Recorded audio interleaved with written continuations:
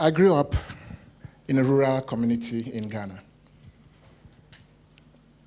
In our days, the community was completely removed from anything modern. There were no roads, no electricity, no running water. My siblings and I work mostly on the farm and regularly fish in the river for our food and nutrition.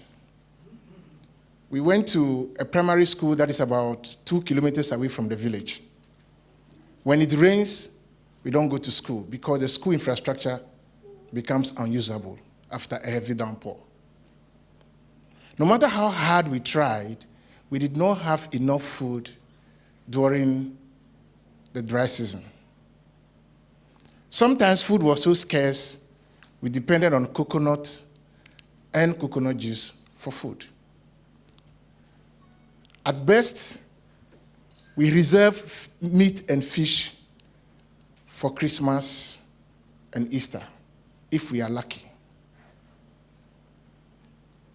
During the dry season, food was scarce, but there was one food that was readily available: millet. Millet was readily available, and that is what we were fed with. We did not like millet because of the brown color and the flat taste. But even though we did not like millet, it was the one that was readily available. And so we had no other choice than to eat it. And we ate a good amount of it. Typically, the millet meal was very basic. The brown mass, which for the lack of a better word you will call bread, as you can see, is eaten with ground chilies, except for the good days when we have some tomato and onion to add to the sauce. And sometimes when we are lucky to catch fish. That was what we ate. Now, in those days, I did not understand what was going on. But one thing was clear, that me and my siblings, we did not suffer from any serious sicknesses or diseases. We did not fall sick and had to be taken to the hospital, which was about a day's journey away. We were healthy and we went to school. There was nothing to compare to, so there was nothing for me to appreciate what was going on.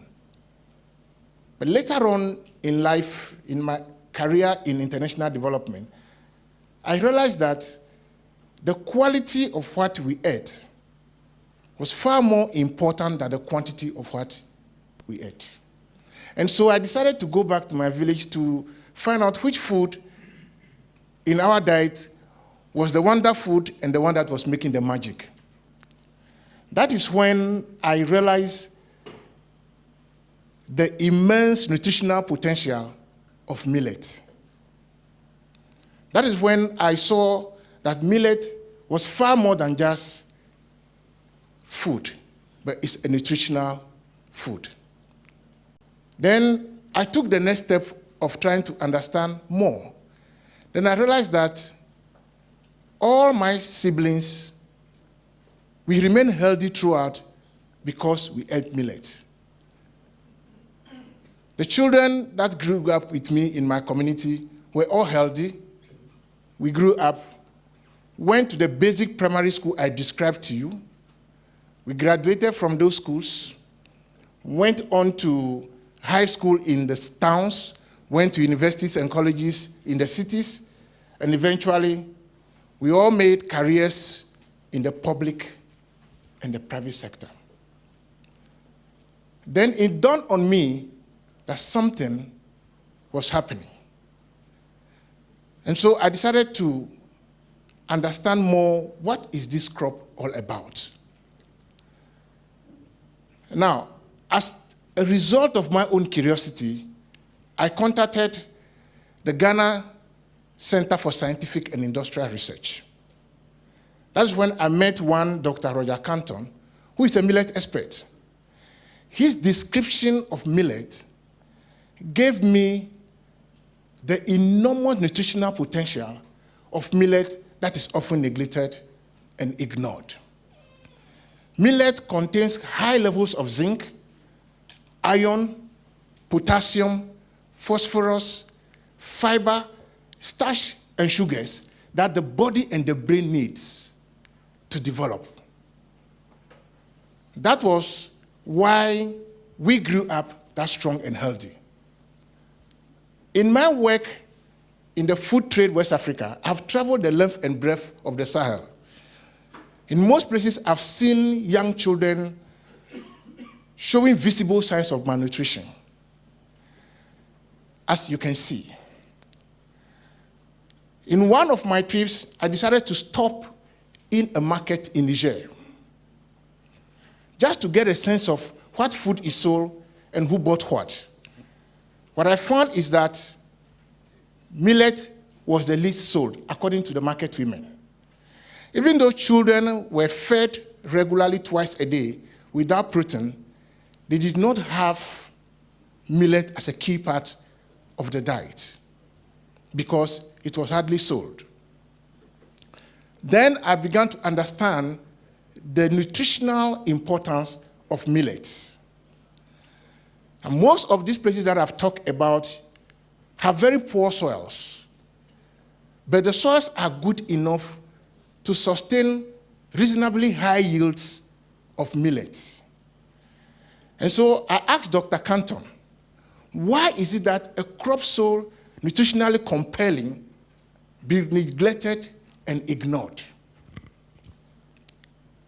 That is a question perhaps I want to pose to you as well. But one thing became very clear to me, that millet is not just a food security product. Millet is a nutritional product. In fact, the industry of food nutrition understands that.